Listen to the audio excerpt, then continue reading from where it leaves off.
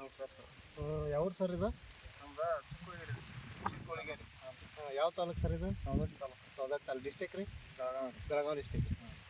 ಇದಕ್ಕೆ ಏನು ಹಾಕಿರಿ ಸರ್ ಇದು? ಈ ಪೀಕ್ ಏನಿದೆ ರೀ? ಇದು ಸೋಯಾಬೀನ್ ರೀ. ಸೋಯಾಬೀನ್. ಸೋಯಾಬೀನಕ್ಕೆ ಏನು ಮಾಡಿರಿ? ನಾವು ಬೀಜೋಪಚಾರ ಮಾಡಿರಿ. ಬೀಜೋಪಚಾರ ಮಾಡಿರಿ.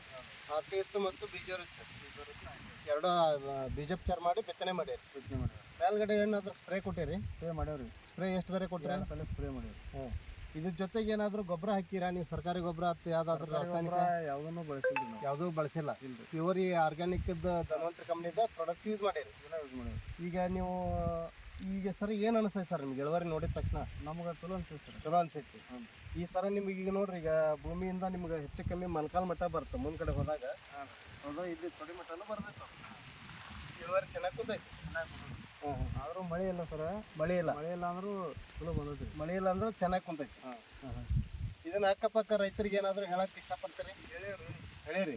ನಮ್ಮ ರೈತರಿಗೆ ಕೊಟ್ಟೇವ್ರಿ. ರೈತರಿಗೆ ಕೊಟ್ಟೇರಿ. ಅವ್ರು ಏನಾದರೂ ಯೂಸ್ ಮಾಡ್ಯಾರಲ್ಲ? ಯೂಸ್ ಮಾಡ್ಯಾರ. ಅವರು ಹೊಲಕ್ಕೆ ಹೋಗಿ ವಿಸಿಟ್ ಮಾಡಿರಿ ನೀವು? ಮಾಡೇವ್ರಿ. ಚೆನ್ನಾಗಿದೆಯಾ? ಅವ್ರಿಗೆ ಚೆನ್ನಾಗಿ ಅನ್ಸಿ. ಓಕೆ.